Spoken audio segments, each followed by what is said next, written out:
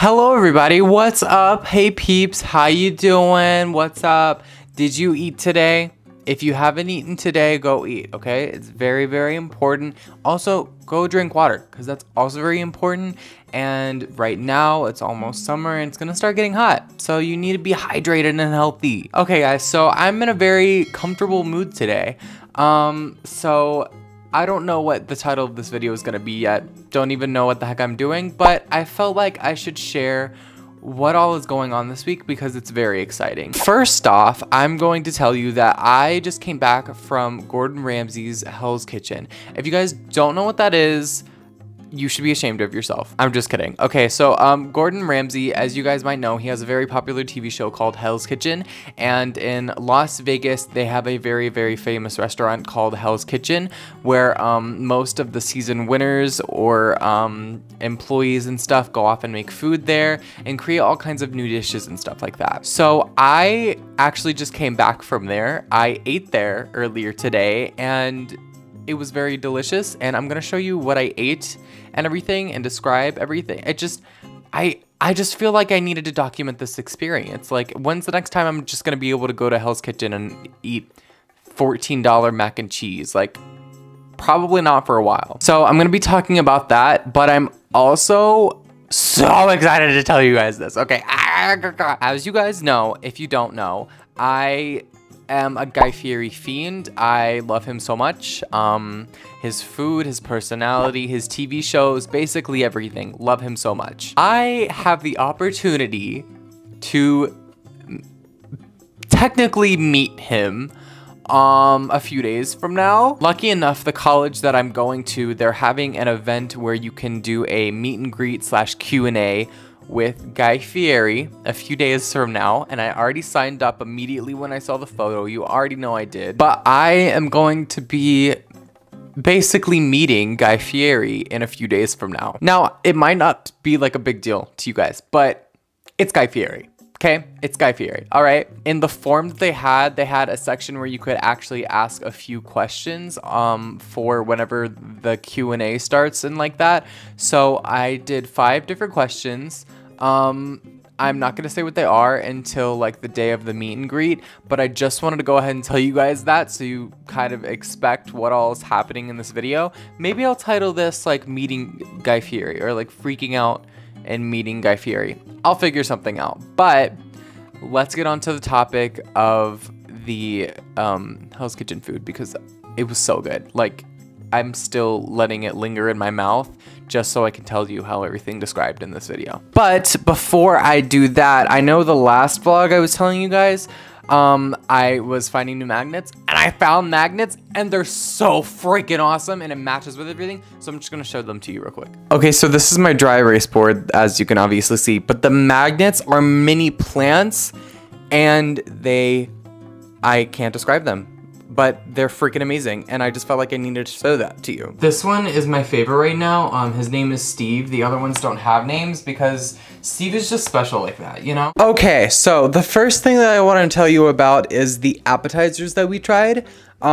Everything that we got was super different. Never tried any of it before. Okay, so in total, whenever we were at Hell's Kitchen, we got a total of 6 things, and I'm just gonna go step by step on what we basically had and everything. So the first 3 things that came were the pan-seared scallops, the seared foie gras, and the quinoa salad. Foie gras, I found out, is like pan-seared duck or goose liver.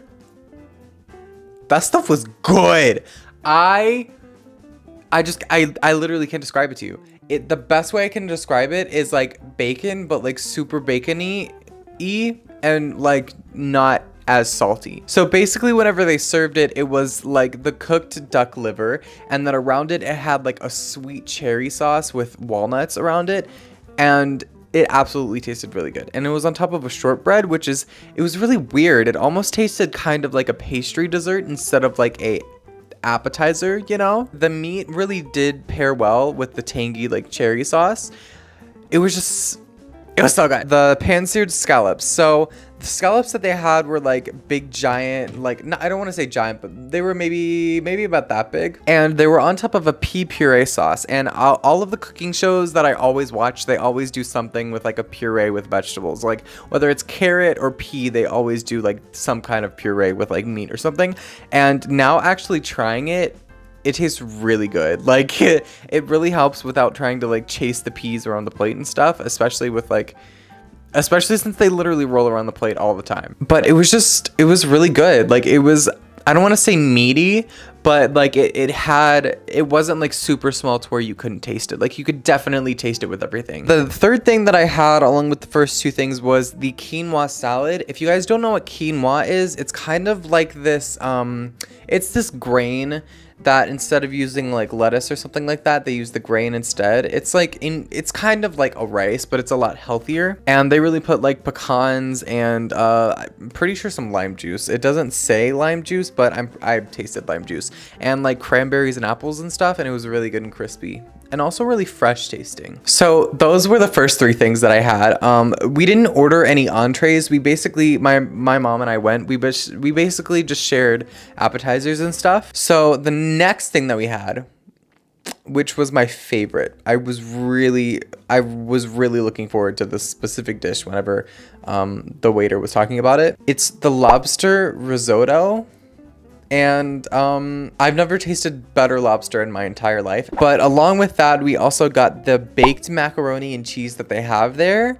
And it had like 4 different types of cheese in it. And the noodles that they used, it was... I'm pretty sure they used like homemade lasagna, like noodles, like they shaped the lasagna noodles and then they cut it into strips and then did the cheese and like the bacon and everything. And it was so good.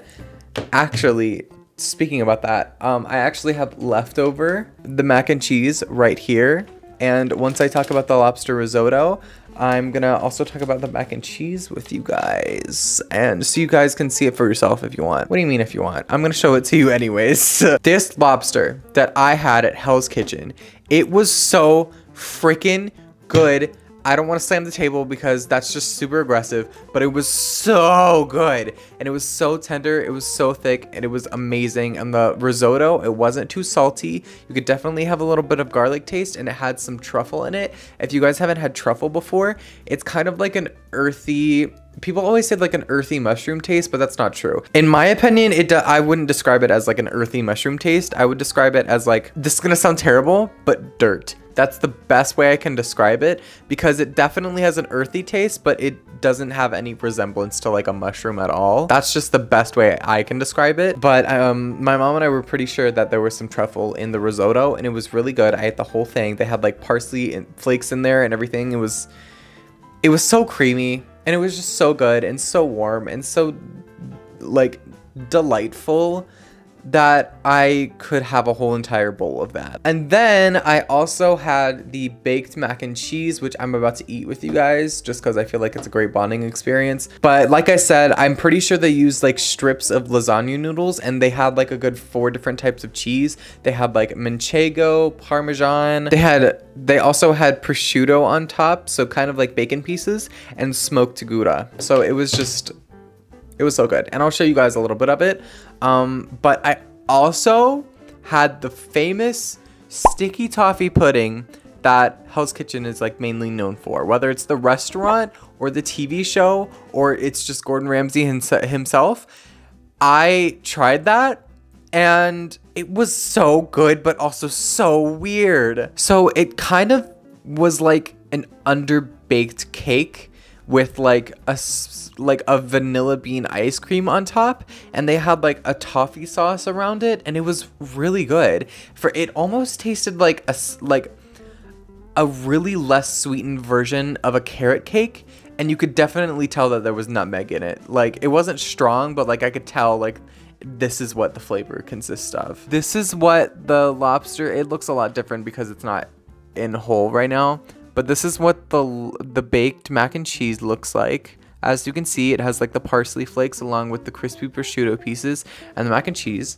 It's a little cold right now. With the 2 minutes remaining that I have on my SD card, because I'm gonna run out of storage, I'm gonna take a bite of this. It's okay. It almost for some reason tastes like cheesy bread. Well, with all that being said, guys, I will see you guys in a few days when I am going to meet Guy Fieri, the same dude who I took the Guy Fieri Las Vegas kitchen QR code menu from and framed it. So, all right, guys, I'll see you in a few days when we have our ticket to Flavor Town. That was so cheesy. Okay, bye.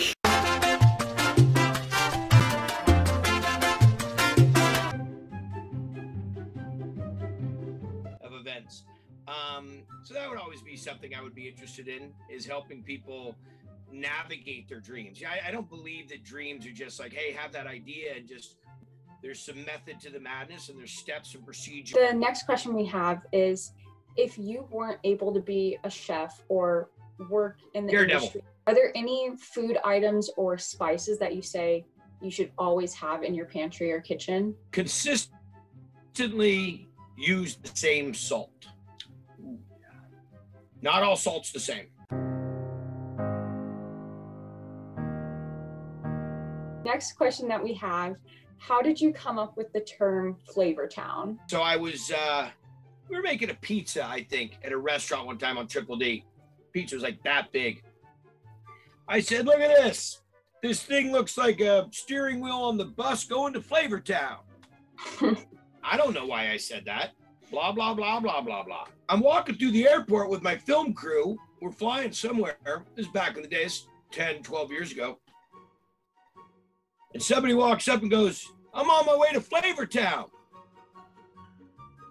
Like, that guy shouldn't be drinking. And Chico, who's my lead camera, goes, Flavor Town. I go, yeah, what about it? And he goes, from the show, you've been saying like something's Flavor Town. I'm like, that's what that guy meant? It's like, yeah, no, people, like, it's a thing. People are talking about it. I'm like, Flavor Town.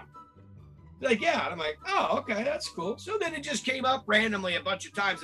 Then people would start introducing themselves to me as residents of Flavor Town. And there's articles that come out that say that I'm the self-appointed mayor of Flavor Town. No, I'm not. People have said, you're the mayor of Flavor Town. You're the mayor of Flavor Town. So I didn't make up Flavor Town. I guess I made up Flavor Town. And someone asked me, well, where is it? I said, it's the town where everybody loves and appreciates and respects food and doesn't judge about it and doesn't shame about it. The last question that we have time for today, when and why did you decide to get frosted tips? Basically, the girl that cut my hair for years, this is 20 some years ago, said you have to get rid of the mullet.